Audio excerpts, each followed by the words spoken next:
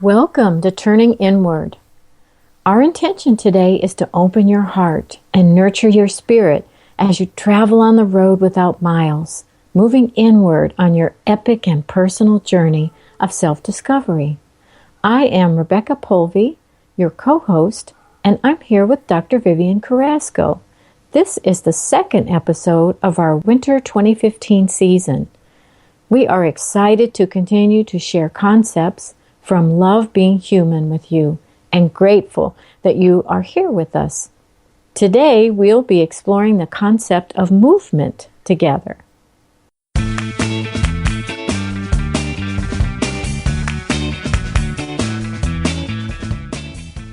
This podcast offers you the opportunity to explore new perspectives through compelling interviews with beautiful human beings and words of wisdom and love.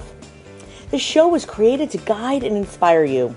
If you're looking for more meaning in your day-to-day life, if you're looking to be wowed by everyday people, if you're on a journey to joy, peace of mind, freedom, or a wild new adventure, then honey, you are in the right place. Welcome to Turning Inward with Dr. Vivian. Hello, Rebecca. Well, hello, Vivian. How are you today? I'm good. Thank you so much. Good. I'm glad to hear it. You have such a calming voice. Oh, thank you. I like settled in listening to you intro. Thank you. Good. I'm glad. That's what I'm hoping when I do my intro. It's working. Good. So today I have a couple questions for you. And the first one I thought would just be, what is movement? What comes to your mind when someone says the word movement to you? I prepared for this episode. Oh, good. and I did too. I know you did. I love that you do. When I read this one, I prepared because I wanted to get it right. I don't know, it was probably a month, 2 months ago. Joshua had some time off, and for those listeners that are new to the dynamics of my personal family, Joshua is my oldest son, who is graduating from West Point in May, God willing. Had some time off, and he's like, "What do I do with myself?" And I said, "Well, you love art, create something." And it was the beginning of fall, and there were leaves in the ground, and he made this beautiful image, and we'll include it in the show notes, so that folks can look at it. But he did this beautiful thing with a leaf and I don't know, some sort of knife, and cut it out, and then in the middle of the leaf was this image of a heart, and it inspired me so deeply. I actually wrote words around it. I wrote, "The season is changing you. Let it move you inward. Let it touch your heart." And I think that's movement. That is us doing by reason, with intention, what plants and pebbles just do by instinct. And that's, they turn towards love. They grow towards love. That's our movement. Love.Being.Human, if you see the image as stacked, the bottom word would be human, the middle one would be being, and the top one, that epitome of our best self is love. And so moving towards and growing towards that love is how I saw movement. That's what I wanted to share. That's beautiful, Vivian. Beautiful. When you told me movement was going to be a topic, I was like, oh, movement. And I was struggling with it in the beginning. And then I thought, perhaps it's not in the physical sense, the way we typically think of movement, because I was thinking of exercise right away. I couldn't get that out of my brain. And then I thought, well, think of it differently. And then I considered the spiritual aspect of it. And so I decided, just look in scripture for a reference to movement. And maybe that would kind of get me inspired to send my thoughts going. And all I did was Google movement and a Bible scripture, and Acts 17, verse 28 came up, and that was so cool. It said, "For in him we live and move and have our being. As some of your own poets have said, we are his offspring." And I was like, wow, movement and being, part of Love, Being Human in the same scripture. So that was really cool. And for me, I think the realization was that I was kind of an example of being stuck. And when I saw that spiritual reference towards movement, the thinking on other levels opened up for me. So then I kind of went from, movement, and how does that fit into Love, Being Human, to being kind of excited about movement being our topic today. That's cool. And I think that's exactly it. It's always exactly it. It's okay. It's the state of our being. I was engaged in a group earlier this week, and the statement was said, "I'm doing work I love, but I'm not doing it with love." And I think that was a really powerful personal revelation. Like, I am doing what I love, I'm just not doing it with love. And I think we can all find ourselves in that space. This comes to mind. I hope it doesn't get edited for unclean lyrics, but it made me think of poop. When my boys were young and I would change their diapers, it wasn't this horrid thing that was happening. It was, I am cleaning the poop off my baby. It was poop. They're going to kill you, Vivian. They're going to kill me. They're going to kill you, Vivian. But it's the first example that came to my mind is we know we're doing work we love. We know it. We're not just doing it. We're just not doing it with love. And Love, Being Human is that inner shift where nothing on the outside has to change, but everything will be different. Everything will be different. I've experienced that personally. Nothing changed on the outside, but I became more whole when I started exploring this and this way of being and this action, this movement towards, we end our podcast with move with purpose and take inspired action. Vivian, I think this leads right into a question I have for you.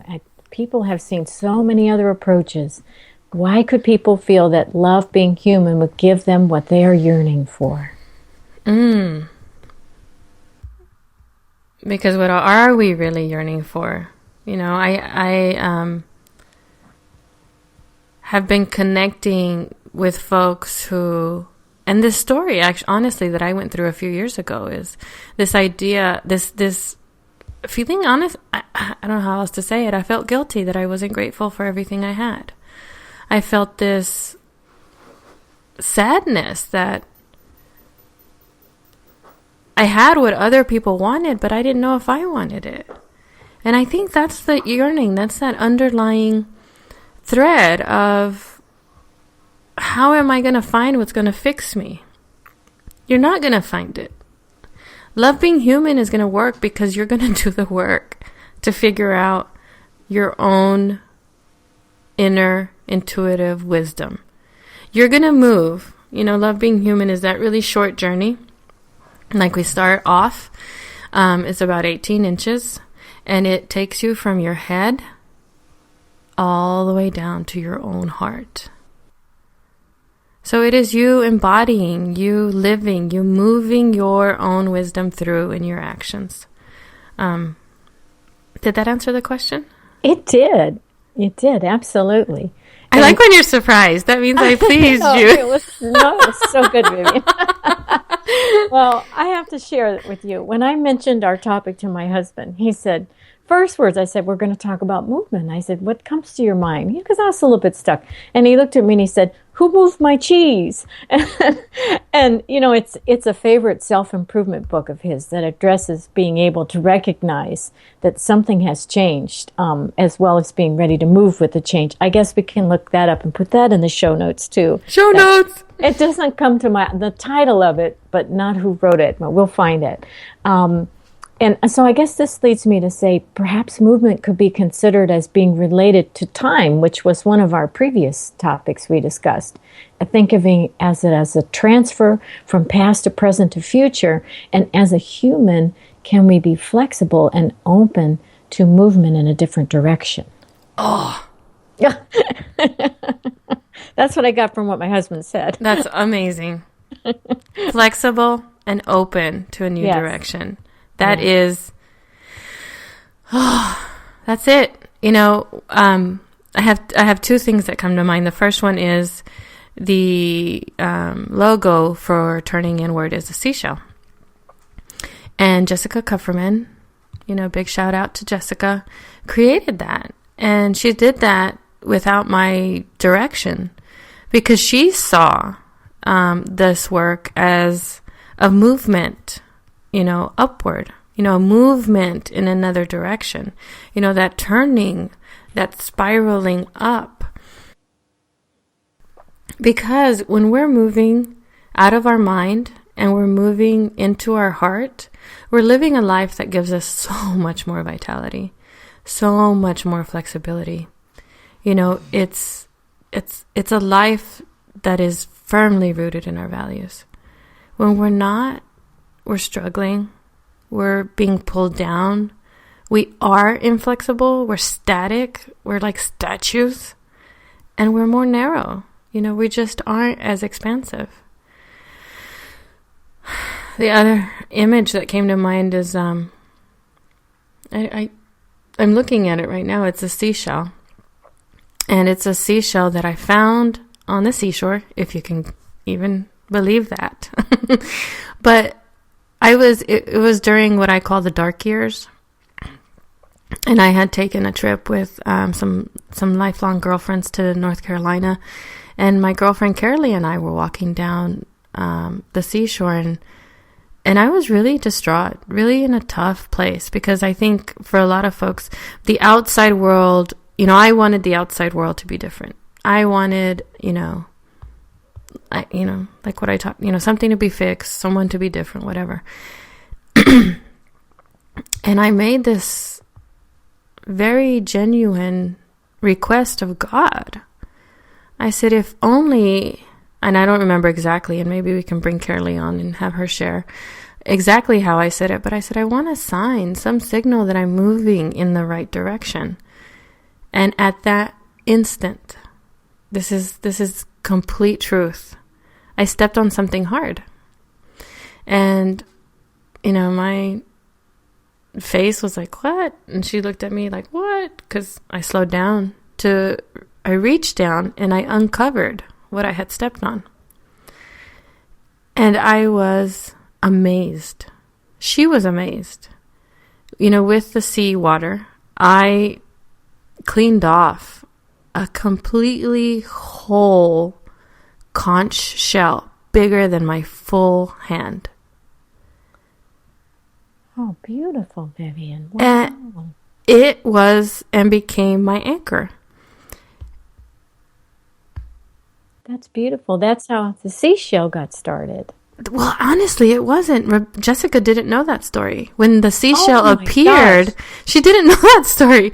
When the seashell appeared on my cover art, I thought, it's true. It's right. It is going in the right direction. This is what we need to do. It's scary. Oh, that's beautiful. And it's difficult. But it's so true. So that experience and this experience connect to each other. And you're right. It goes beyond time. It is, I'm going off on a tangent because I forgot how to connect it. But yes, the answer is yes. You are right, as usual. Well, I also wondered, I got to thinking, I started thinking about movement in all kinds of different ways. And so, of course, I've considered, this is the opposite of being rigid. And when I think about being rigid, I think of it as being spiritually or mentally stationary or just stuck. And so then that caused me to ask the question, how do I recognize I'm stationary or stuck? Can I be open to listen and not be occupied with my thoughts and therefore not allowing anything else to enter my thinking process? Or can I step outside of my comfort zone or dare to do something outside of the box thinking? And so then I thought, I think I need to think of movement as thoughts. And how can we move our thoughts in a different direction within our minds? And is that part of the Love.Being.Human process, to think about moving our thoughts around? Yes, I'm writing this down because I don't want to forget it. Oh, yes. Moving our thoughts upward and moving our thoughts to become more expansive. And that's why once you've asked yourself, how do I know? That's the human part. You've actually begun to increase your awareness and to notice. And then you're determining what your being is going to be, what your practice is going to be, how you're going to begin to create space and expand from that stationary, fixed mindset into something that's more flexible. And what came to mind for me was the idea that we have of other people, especially the people closest to us, because we have so many experiences that our mind naturally gravitates back towards. But when we're not allowing that person in front of us to be who they are in that moment, then we're not giving them the opportunity to be their full selves. We aren't looking at them as they are. And I think we owe that to the people we love. We owe that to the people that are closest to us. To maybe drop and let things fall away that aren't serving us or the relationship, and to see them in their truth and in their essence and in their intention. And I have a funny story to share about that. When you've been married to someone in the double decades, inching towards the third, you kind of have most of the big stuff figured out. But with David and I had this thing where I would get triggered every time he'd say, "Where do you want to go eat?" And it was honestly, our children, when they were with us, would just roll their eyes as soon as the question, because they knew what the scenario was going to be like. They knew it wasn't going to be fun. And in my mind, I'm like, if that's the worst thing we fight about, then hey. But I got to a point, because I'm just that way, I'm stubborn, where I was like, I'm going to look at this. I want to see beyond this. I want to figure out a fix. And I found myself doing, before I knew what it was, kind of the Love.Being.Human practice, taking this situation and starting to explore it, starting to give it a longer tail, starting to see what it was that I was falling into, so that maybe I would catch it before I actually fell in. And so I figured out that when David's asking the question, "Where do you want to go eat?" he's honestly asking me, what can I give you that will give you what you want? So the question was really mine that I wasn't answering appropriately, because what I really want isn't variety in food. What I really want is an experience. And some days I want an intimate experience with, or some days I want an alfresco experience, or some days I want, to see live music. And so I began to answer the question as it was intended versus the way it was asked. And so I began to tell him, when he'd say, "Where do you want to go eat?" or "What do you want to go eat?" I would say I would like to eat, outside, because it's 70 degrees in the middle of January. And he'd say, "Great, because I know of a place where I can get Italian food, and we can do that." Because I had, Chinese for lunch. So his primary need was variety, and mine was, was experience. And that's a really practical example of how you can begin to move from a fixed, static, and stationary place. And your question was, how do I know? You know when this pattern is repeating itself and it's not serving you. And you know that that's a situation or that's an experience that you can then begin to explore, begin to deep dive into like an archaeologist and figure it out. And you'll find your own answer for your own situation, which is the beauty of Love Being Human. It's an individual practice. Oh, thank you, Vivian. I am just so enjoying being on this learning journey of Love Being Human with you.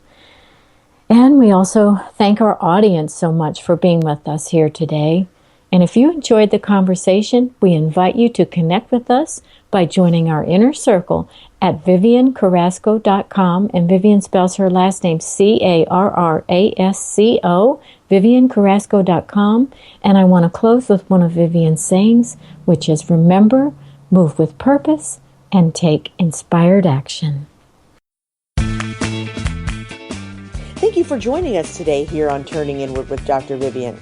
If the show moved the needle for you, please leave an honest review in iTunes.